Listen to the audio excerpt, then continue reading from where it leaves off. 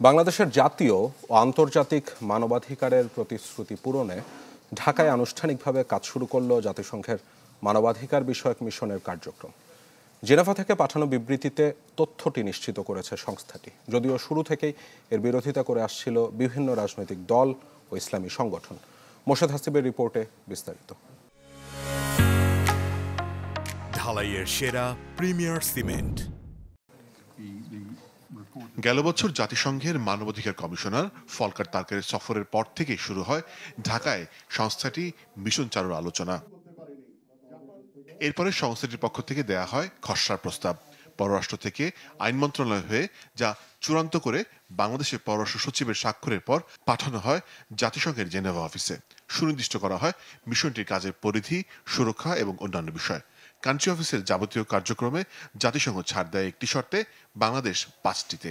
তারপরেই শুক্রবার আনুষ্ঠানিকভাবে জেনেভা থেকে জাতিসংঘের মানবাধিকার কার্যালয় চালুর ঘোষণা আসে। মূলত ফ্যাক্ট ফাইন্ডিং মিশনের দেয়া অর্ধশত পরামর্শের তদারকি করবে এই অফিস। বাংলাদেশের মানবাধিকার পরিস্থিতি গভীরভাবে পর্যবেক্ষণ করবে তারা। বিষয়গুলো নিয়ে তারা নিয়মিত যোগাযোগ রাখবে দেশের বিভিন্ন গোষ্ঠী ও সুশীল সমাজের সাথে। এর বাইরে জাতীয় মানবাধিকার কমিশন শক্তিশালী করার দিকেও মনোযোগ দেবে সংস্থাটি।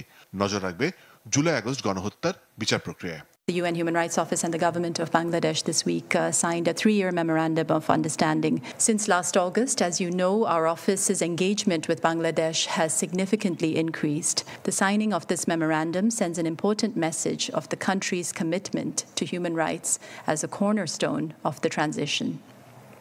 It will enable our office to better support implementation of the recommendations made in our fact-finding report. শুরু থেকেই বাংলাদেশের বিভিন্ন রাজনৈতিক দল ও গোষ্ঠী ঢাকায় জাতিসংঘ মিশন দপ্তরের বিরোধিতা করে আসছে।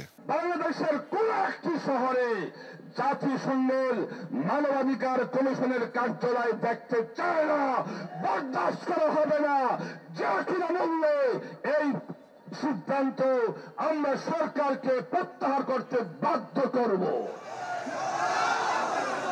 মোর্শেদ হাসিব, চ্যানেল 24, ঢাকা।